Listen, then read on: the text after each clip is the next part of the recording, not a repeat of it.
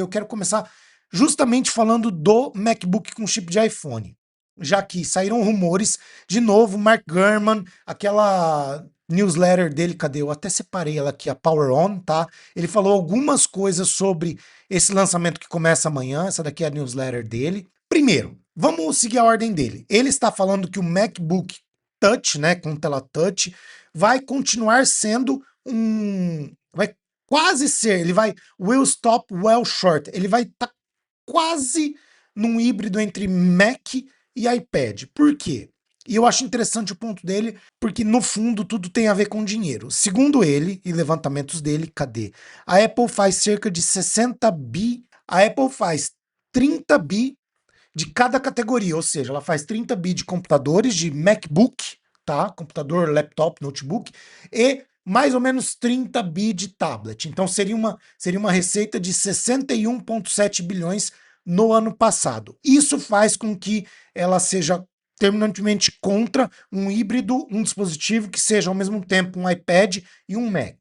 Porém, a pressão dos usuários tem feito a Apple se mexer, testar a Mac com tela touch, melhorar muito a questão da usabilidade do iPad com iOS 26. Agora tem multijanela, tem multitarefa, tem um monte de coisa que aproxima o iPad de um Mac, mas ainda não é um sistema operacional de computador, por isso ele é extremamente capado. Eu não consigo formatar um SSD no iPad, não tem terminal no iPad. Tem vários programas e aplicativos que, por mais que empresas terceiras tenham melhorado muito, exemplo, plataforma Adobe, ainda não dá para eu editar um vídeo inteiro no iPad. Ah, Renato, mas tem CapCut. Cara, eu sou do Premiere, eu agora tô cada vez mais migrando para a suíte lá da Apple, né, a Creator Studio, porque eu tô, acho que no período de 3 meses de graça. Gostei demais do Pixelmator Pro pro iPad, mas por causa da Pencil Pro, tá? Não foi por causa do software em si, mas por causa do que eu consigo fazer com a canetinha e edição de foto e vídeo, tá? Mas isso aqui, que é o que eu acredito que seria o futuro do Mac, tá? Um dispositivo do MacBook, um dispositivo dobrável, com tela de ponta a ponta. Então, um dispositivo híbrido que podia funcionar como tablet, podia ter uma tela do outro lado, igual os smartphones dobráveis, que tem uma tela quando está fechado e a tela quando ela está aberta. Quer dizer, para funcionar como tablet, computador, abre com teclado externo, vira desktop. Eu acredito que isso não vai sair esse ano.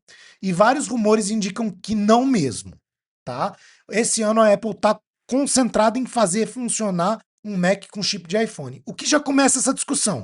Você tem tablet com chip de computador e sistema operacional de celular modificado. Você tem computador rodando chip de celular. Quer dizer, cadê o modo DeX do iPhone? Por que eu não posso levar para o iPhone? Eu estou aos poucos tentando migrar, desistir de levar meu Mac para o trabalho, levando só o iPad Pro com o teclado e canetinha. Por que eu não posso levar só o iPhone? Chega lá, desplugar, sei lá, o monitor, plugar o iPhone num USB-C ali, num monitor, num adaptador para HDMI e usar como se fosse meu computador no trabalho, entendeu? Então, eu quero ver como é que eles vão apresentar um Mac com chip de iPhone, sendo que o iPad que tem chip de Mac não roda macOS. Não tem um modo de produtividade, trabalho extra para ser usado como realmente um dispositivo profissional e não apenas como com um smartphone. Quando a Apple diz que esses dispositivos vão ter um valor incrível, eu até fui pesquisar. Hoje o Mac mais barato, que é o MacBook Air de 13 polegadas com M4, tá saindo, vou usar preços dos Estados Unidos, já estão acostumados com essa comparação, mas é só para ter uma base um pouquinho melhor. Cara, ele tá custando $1.000. E a reportagem fala de um dispositivo com, olha só, 12,9 polegadas. Então, muito provavelmente eles vão aproveitar alguma tela de iPad Pro antigo, de iPad grande antigo e colocar nesse Mac, igual eles fizeram várias vezes aproveitando o Touch ID em dispositivos super novos, mas que é uma tecnologia super antiga, tá? Ele vai ter sim um chassi de alumínio com cores mais coloridas, aquela saladinha de cores, então vai ter cor, vai ser coloridinho e não sei o que, e uma tela um pouco inferior.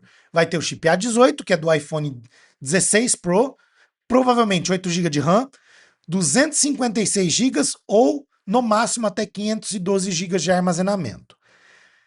O pessoal já tá falando que ele vai custar $599. Eu não acredito nisso. Eu acho que ele vai começar custando $699, $700. Se bobear, $750.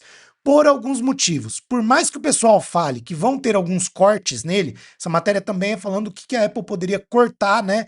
Que tipo de comprometimento um dispositivo desse podia trazer para a linha. Então ela fala de algumas coisas aqui. Um display com menos nits de brilho, que não teria True Tone e que não teria esse P3 Color Gamut, que é um esquema de cores tem a ver com a fidelidade de cor, tá? Eu não acredito em 400 nits, eu acho que hoje em dia qualquer dispositivo com menos de 500 ou 600 vai ser um flop, e principalmente eu não acredito nisso aqui, ó, que o teclado não seria retroiluminado.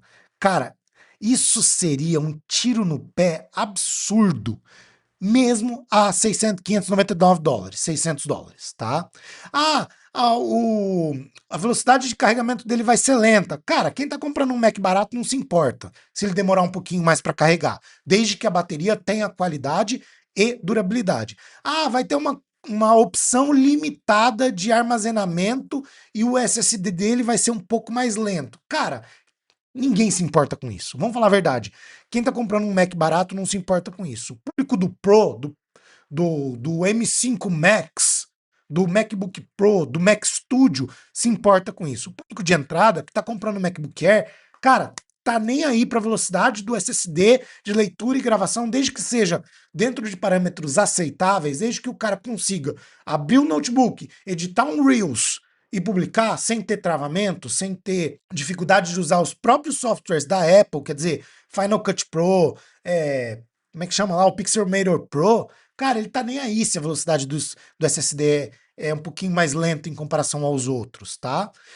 Não vai ter o chip N1, ele vai ter um chip para Wi-Fi da MediaTek. Cara, na vida prática isso vai mudar pouca coisa. A questão é sempre o preço. Entregar um dispositivo por $700, $750 com uma tela ruim, que provavelmente, segundo esse rumor aqui, vai ser alguma coisa reaproveitada de algum iPad Pro antigo, entregar um corpo de alumínio, mas com teclado sem retroiluminação, eu considero um grande erro. Vamos esperar amanhã, terça-feira no máximo, para a gente saber que tipo de comprometimento esse dispositivo vai trazer, mas, de novo, se vier pelo preço de $600, com uma boa tela, um bom display, teclado retroiluminado, uma bateria de qualidade e um dispositivo colorido, divertido, como o iMac, cara, vai vender que nem água, na minha opinião.